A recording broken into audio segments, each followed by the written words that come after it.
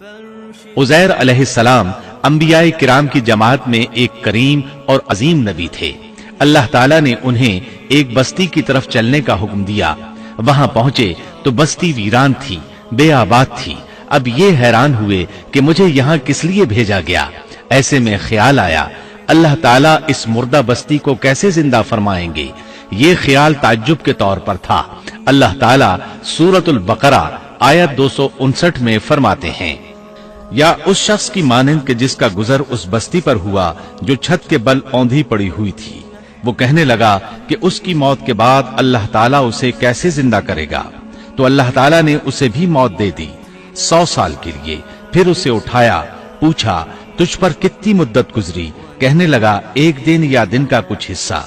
अल्लाह ताला ने फरमाया तू 100 साल तक ठहरा रहा। फिर अब तू अपने खाने पीने को देख कि ये बिल्कुल खराब नहीं हुआ, और अपने गधे को भी देख, हम तुझे लोगों के लिए एक निशानी बना रहे हैं।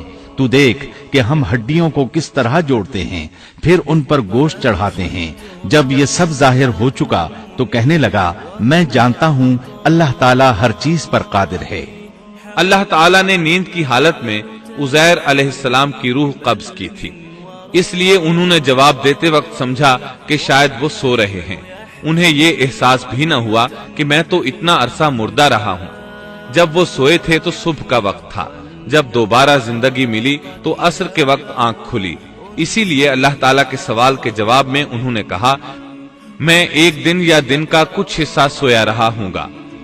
अल्लाह ताला ने फरमाया अपने खाने और गधे को देखो, खाना बहुत जल्द खराब हो जाता है, लेकिन 100 साल गुजरने पर भी खाना बिल्कुल ताजा था, जबकि आपके गधे की हड्डियां बिखरी पड़ी थी। अचानक उनके सामने देखते ही देखते हड्डियां हरकत करने लगी, फिर जुड़ने लगी। गधे का ढांचा तैयार हो गया तो उस पर गोश्त चढ़ने लगा। इस तरह गधा जिंदा हो गया और आवाज देने लगा। ये देखकर उज़ैर अलैहिस्सलाम पुकार उठे, वाकई मेरा परवरदिगार हर चीज पर कादिर है। उनकी इस आरजी मौत के दौरान वो बस्ती आबाद हो चुकी थी। उज़ैर अलैहिस्सलाम ने उनसे पूछा क्या तुम लोग उज़ैर को जानते हो। उन्होंने कहा जी हां, उन्हें फौत हुए 100 साल से जायद अरसा बीत चुका है। तब उज़ैर अलैहिस्सलाम ने उन्हें बताया मैं ही उज़ैर हूं। उन्हें यकीन न आया। वो एक बुढ़िया को ले आए, उसकी उम्र 120 साल थी। उन्होंने उससे उज़ैर अलैहिस्सलाम के बारे में पूछा। उसने उज़ैर अलैहिस्सलाम की 10 निशानियां बयान की। वो सामने खड़े उज़ैर अलैहिस्सलाम को देख रहे थे। तब उन्हें यकीन आया। उज़ैर अलैहिस्सलाम उनके दरमियान क़याम पजीर रहे। आपने उन्हें नए सिरे से तौरात की तालीम दी। वो उसको भूल चुके थे। बस्ती वाले उनसे बहुत मुतासिर हो गए, उनकी ताजीम करने लगे। इस अजीम मोजज़े की वजह से रफ्ता रफ्ता वो उन्हें अल्लाह का बेटा तसव्वुर करने लगे।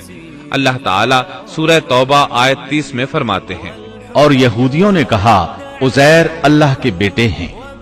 ये अल्लाह ने उनका एक जुर्म बयान किया है। ये जुर्म उनमें नस्ल दर नस्ल चलता रहा, यहाँ तक कि इस दौर में भी यहूदी उज़ैर अलैहिस्सलाम को अल्लाह का बेटा मानते हैं। आपका नाम दीवाने मुकद्दस भी रखते हैं और कहते हैं ये मुकद्दस जात की नस्ल से है और माबूद है। यही उनका शिर्क है। अल्लाह उन पर लानत करे। अल्लाह उन्हें इस जुर्म की सजा जरूर देगा। इंसान कितने ही बुलंदबाला मकाम पर पहुंच जाए और अल्लाह ताला के साथ उसे ज्यादा से ज्यादा कुर्ब हासिल हो जाए, तब भी वो अल्लाह का बंदा ही रहता है। और किसी भी बुलंदी पर पहुंचकर वो अल्लाह या अल्लाह का बेटा नहीं हो सकता, अल्लाह का शरीक नहीं हो सकता। अल्लाह जल्ल शानुहु की जात पाक वहदहु ला शरीक है और बाप बेटे की निस्बतों से पाक है। लिहाजा इंसान की सबसे बड़ी गुमराही ये है कि वो जब किसी बरगुजीदा इंसान से ऐसे उमूर सादिर होते देखता है जो अक्ल में नहीं आते, तो रोब या अकीदत की बिना पर पुकार उठता है कि ये हस्ती तो खुद अल्लाह है जो इंसानी शक्ल में आई है, या उसका बेटा है, या अल्लाह ताला की शरीक है। वो ये नहीं सोचता कि बिलाशुबह इन वाकयात का जारी होना अल्लाह की ताकत के जरिए है, जो बतौर निशान उस बरगुजीदा इंसान के हाथों जारी हुए। इसके बावजूद ये न अल्लाह है न अल्लाह का बेटा, बल्कि उसका एक पसंदीदा बंदा है। और ये उमूर اللہ تعالیٰ کے خاص قوانین کے تحت صرف اس کی تائید اور اس کی صداقت کے لیے ظاہر ہوتے ہیں، ورنہ وہ بھی اللہ تعالیٰ کے آگے اسی طرح مجبور ہے جس طرح دوسری مخلوق۔ قرآن کریم نے سیدنا عیسیٰ علیہ السلام کی حقیقت سورہ آل عمران کی آیت 59 میں اس طرح بیان کی ہے: اللہ کے نزدیک عیسیٰ علیہ السلام کی مثال آدم علیہ السلام کی سی ہے کہ اللہ نے انہیں مٹی سے پیدا کیا اور حکم دیا کہ ہو جا، اور وہ ہو گئے۔ مطلب یہ کہ اللہ کا بیٹا اگر کسی کو کہا جا سکتا تو آدم علیہ السلام کو کہا جانا چاہیے تھا، لہذا کسی نبی کے بارے میں یہ عقیدہ رکھنا کہ وہ اللہ کا بیٹا ہے بالکل فضول اور باطل ہے۔ اب سنیے زکریا اور یحییٰ علیہم السلام کے واقعات۔ دن گزرتے گئے، ابراہیم اور یعقوب علیہم السلام کی نسل سے کچھ نیک لوگ پیدا ہوئے، ان کو آل عمران کے نام سے یاد کیا جاتا ہے۔ اللہ تعالیٰ سورہ آل عمران آیت 33 اور 34 میں فرماتے ہیں: بے شک اللہ تعالیٰ نے تمام جہان کے لوگوں میں سے آدم کو اور نوح کو اور ابراہیم کے خاندان اور عمران کے خاندان کو چن لیا کہ یہ سب آپس میں ایک دوسرے کی نسل سے ہیں، اور اللہ تعالیٰ سنتا جانتا ہے۔ جس عمران کا ذکر قرآن مجید نے کیا ہے یہ داؤد علیہ السلام کی اولاد سے ہیں۔ زکریا علیہ السلام کی بیوی، یحییٰ علیہ السلام کی والدہ عیشا اور مریم علیہ السلام کی والدہ حنا دونوں حقیقی بہنیں تھیں، اور زکریا علیہ السلام رشتے میں مریم علیہ السلام کے خالو تھے۔ اس طرح یحییٰ علیہ السلام اور مریم علیہ السلام آپس میں خالہ زاد ہیں۔ اللہ تعالیٰ نے اس دور کے کئی واقعات کی طرف اشارہ کیا ہے۔ سب سے پہلا تذکرہ مریم علیہ السلام کی پیدائش کا ہوا ہے۔ یہ واقعہ دمشق میں ہوا۔ زکریا بن دان سلیمان علیہ السلام کی اولاد میں سے تھے، دمشق میں زندگی گزار رہے تھے، عمر 100 سال سے زیادہ ہو چکی تھی۔ اس قصے کی ابتدا قرآن مجید نے عمران کی بیوی سے کی ہے۔ وہ مریم علیہ السلام کی ماں اور عیسیٰ ابن مریم کی نانی ہیں۔ عمران کی بیوی کے ہاں عرصہ دراز سے کوئی اولاد پیدا نہ ہوئی تھی۔ ایک دن انہوں نے ایک چڑیا کو دیکھا، وہ اپنے بچوں کو خوراک کھلا رہی تھی۔ یہ دیکھ کر انہیں شدت سے اولاد کی خواہش محسوس ہوئی۔ انہوں نے اللہ سے دعا کی، اللہ نے ان کی دعا کو قبول فرمایا۔ چنانچہ جب بچے کی ولادت کا وقت قریب آیا تو انہوں نے ایک نذر مانی۔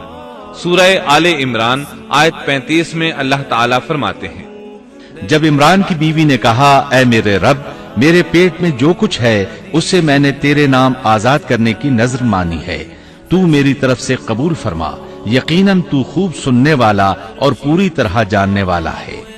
انہوں نے اللہ تعالیٰ سے اولاد کی دعا کی۔ اللہ تعالیٰ کے حکم سے جب انہیں بچہ پیدا ہونے کی امید ہوئی تو انہوں نے نذر مان لی کہ جس بچے کو جنم دوں گی اسے اللہ کے لیے آزاد چھوڑ دوں گی تاکہ وہ بیت المقدس کی خدمت کرے۔ زکریا علیہ السلام اور آل عمران بیت المقدس کی طرف نقل مکانی کر چکے تھے۔ بیت المقدس یہودیوں کی عبادت گاہ تھی۔ یہ ان کا طریقہ تھا کہ اپنی اولاد کے بارے میں بیت المقدس کا خادم بنانے کی نذر مانا کرتے تھے۔ بچہ پیدا ہوتا تو علماء کے سپرد کر دیتے، وہ اسے تورات پڑھاتے تاکہ وہ عبادت کرنے والا بن جائے، بیت المقدس کی خدمت کرے۔ لیکن ان کے ہاں بچی پیدا ہوئی۔ بچیوں کو تو خدمت کے لیے وقف نہیں کیا جاتا تھا۔ سورہ آل عمران آیت 36 میں ہے: جب بچی پیدا ہوئی تو کہنے لگیں، پروردگار میرے ہاں تو لڑکی ہوئی ہے، اللہ تعالیٰ کو خوب معلوم ہے کہ کیا اولاد ہوئی ہے، اور لڑکا لڑکی جیسا نہیں، میں نے اس کا نام مریم رکھا ہے، میں اسے اور اس کی اولاد کو شیطان مردود سے تیری پناہ میں دیتی ہوں۔ عمران کی بیوی حیرت میں پڑ گئیں کہ انہوں نے تو نذر مان رکھی ہے اور اب لڑکی کو تو بیت المقدس کی خدمت کے لیے وقف نہیں کیا جا سکتا۔ ان کے خاوند عمران بیت المقدس کے عابدوں میں سے تھے۔ بیوی نے ان سے مشورہ کیا، طے ہوا کہ بچی کو ہی خدمت کے لیے وقف کر دیا جائے۔ عمران کی بیوی بچی کو بیت المقدس میں لے آئیں۔ جس بچے کو وقف کرنا ہوتا تھا اس کی کفالت کوئی عالم کرتا تھا۔ عابدوں میں اس وقت یہ جھگڑا پیدا ہوا کہ اس بچی کی کفالت کون کرے گا۔ اس کے لیے آخر یہ طریقہ طے کیا گیا کہ وہ سب اپنا اپنا قلم پانی میں پھینکیں گے، جس کے قلم پر کچھ ظاہر ہو وہ اس کا کفیل بن جائے گا۔ چنانچہ سب نے اپنے قلم پھینک دیے۔ وہ پانی کے بہاؤ کے ساتھ بہنے لگے، جبکہ زکریا علیہ السلام کا قلم پانی کے بہاؤ کی مخالف سمت بہنے لگا۔ اللہ تعالیٰ سورہ آل عمران آیت 44 میں فرماتے ہیں، تو ان کے پاس نہ تھا جبکہ وہ اپنے قلم ڈال رہے تھے کہ مریم کو ان میں سے کون پالے گا، اور نہ تو ان کے جھگڑے کے وقت ان کے پاس تھا۔ اس طرح زکریا علیہ السلام کفیل قرار پائے۔ مریم علیہ السلام نے بہت اچھی پرورش پائی، وہ بہت تیزی سے پروان چڑھی۔ آپ کا جسم مضبوط اور خوبصورت تھا، بہت نیک اور عبادت گزار تھی، عورتوں میں سب سے زیادہ سچ بولنے والی تھی۔ اللہ تعالیٰ نے انہیں اپنی کرامات سے نواز رکھا تھا۔ اللہ تعالیٰ سورہ آل عمران آیت 37 میں فرماتے ہیں، جب کبھی زکریا ان کے کمرے میں جاتے ان کے پاس روزی رکھی پاتے، وہ پوچھتے اے مریم تیرے پاس یہ روزی کہاں سے آئی؟ وہ جواب دیتی کہ یہ اللہ کے پاس سے ہے، بے شک اللہ تعالیٰ جسے چاہے بے حساب رزق دیتا ہے۔ زکریا علیہ السلام کو جب کہیں جانا ہوتا وہ مریم علیہ السلام کے کمرے کا دروازہ بند کر کے جاتے تھے۔ جب واپس آتے تو اس کے پاس رزق رکھا پاتے اور وہاں غیر موسمی پھل ہوتے۔ بہت تعجب کرتے۔ مریم علیہ السلام انہیں بتاتی یہ پھل اللہ تعالیٰ نے آسمان سے نازل کیے ہیں۔ اللہ تعالیٰ سورۃ المائدہ آیت 75 میں فرماتے ہیں، اور عیسیٰ کی والدہ ایک راست باز عورت تھی، اسی لیے ان کے ہاتھ پر بہت سی کرامات ظاہر ہو رہی تھی۔ ان کی فضیلت سورہ آل عمران آیت 42 میں ان الفاظ میں آئی ہے، اور جب فرشتوں نے کہا اے مریم اللہ تعالیٰ نے تجھے برگزیدہ کر لیا اور تجھے پاک کر دیا اور سارے جہان کی عورتوں میں سے تیرا انتخاب کر لیا۔ سورۃ المائدہ آیت 75 میں ہے، مسیح ابن مریم پیغمبر ہونے کے سوا اور کچھ بھی نہیں، اس سے پہلے بھی بہت سے پیغمبر ہو چکے ہیں۔ اس کی والدہ ایک راست باز عورت تھی۔ بخاری، مسلم، ترمذی اور نسائی کی حدیث ہے، نبی کریم صلی اللہ علیہ وسلم نے فرمایا، اپنے زمانے میں مریم علیہ السلام سب سے افضل عورت تھیں، اور اس امت میں خدیجہ رضی اللہ عنہا سب سے افضل عورت ہے۔ بہت سی احادیث میں 4 عورتوں کی فضیلت آئی ہے۔ نبی صلی اللہ علیہ وسلم نے فرمایا، سارے جہان کی عورتوں میں سے 4 عورتیں افضل ہیں، مریم بنت عمران، فرعون کی بیوی آسیہ، خدیجہ بنت خویلد اور فاطمہ بنت محمد رضی اللہ عنہن۔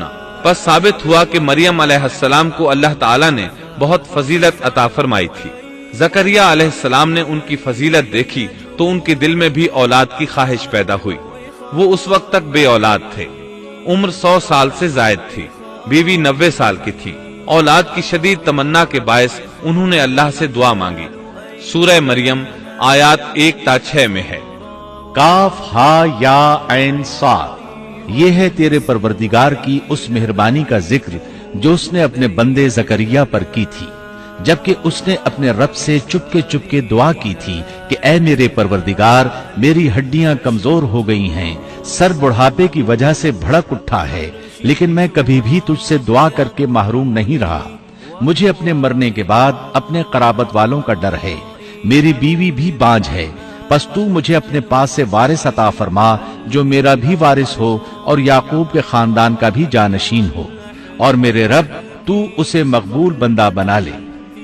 زکریا علیہ السلام اپنے دور میں اکیلے ہی نبی تھے، ان کے ورثاء اور رشتہ داروں میں کوئی قابل آدمی نہیں تھا، اس لیے انہوں نے یہ دعا کی۔ سورۃ الانبیاء آیت 90 میں اللہ تعالیٰ فرماتے ہیں، تو ہم نے اس کی دعا قبول فرما کر اسے یحییٰ عطا فرمایا اور ان کی بیوی کو ان کے لیے درست کر دیا۔ مطلب یہ کہ ان کا بانجھ پن دور کر دیا، پھر اللہ نے انہیں خوشخبری سنائی۔ اے زکریا ہم تجھے ایک بچے کی خوشخبری دیتے ہیں جس کا نام یحییٰ ہے، ہم نے اس سے پہلے اس کا ہم نام کسی کو نہیں کیا۔ زکریا علیہ السلام یہ سن کر خوش بھی ہوئے اور حیران بھی، کہنے لگے، اے میرے پروردگار میرے ہاں لڑکا کیسے ہوگا؟ میری بیوی بانجھ اور میں خود بڑھاپے کی انتہا کو پہنچ چکا ہوں۔ اللہ نے جواب میں فرمایا، ارشاد ہوا کہ وعدہ اسی طرح ہو چکا، تیرے رب نے فرما دیا ہے کہ مجھ پر یہ بالکل آسان ہے، اور میں اس سے پہلے تجھے بھی پیدا کر چکا ہوں حالانکہ تو کچھ بھی نہ تھا۔ اس پر زکریا علیہ السلام نے عرض کی، कहने लगे मेरे परवरदिगार मेरे लिए कोई अलामत मुकर्रर फरमा दे। यानी जकरिया अलैहिस्सलाम ने अर्ज की, मेरे रब कोई निशानी मुकर्रर फरमा दीजिए कि मेरे यहाँ बच्चा पैदा होने वाला है, जिससे मैं समझ जाऊं कि ये बच्चा बनी इसराइल पर जाहिर होगा, ताकि बनी इसराइल को भी इसकी फजीलत और अहमियत का इल्म हो जाए। तब अल्लाह ताला ने फरमाया, इरशाद हुआ कि तेरे लिए अलामत यह है कि तू भला चंगा होने के बावजूद 3 रातों तक किसी शख्स से बोल नहीं सकेगा। चुनाचे जब वो वक्त आया और वो किसी से बात करना चाहते तो कर नहीं सकते थे, अलबत्ता अपने जिक्र में सुबह शाम मसरूफ रहते, और ये निशानी थी इस बात की कि उनके यहाँ बच्चा पैदा होने वाला है। अल्लाह ताला सूरह मरियम आयत 11 में फरमाते हैं, अब जकरिया अपने हुजरे से निकलकर अपनी कौम के पास आकर उन्हें इशारा करते हैं कि तुम सुबह शाम अल्लाह की तस्बीह बयान करो।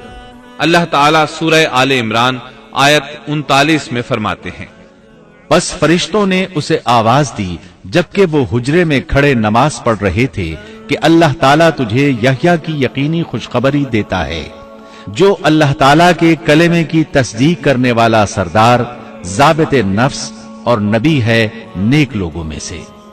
इंसान कितने ही बुलंद बाला मकाम पर पहुंच जाए और अल्लाह ताला के साथ उसे ज्यादा से ज्यादा कुर्ब हासिल हो जाए, तब भी वो अल्लाह का बंदा ही रहता है, और किसी भी बुलंदी पर पहुंचकर वो अल्लाह या अल्लाह का बेटा नहीं हो सकता, अल्लाह का शरीक नहीं हो सकता।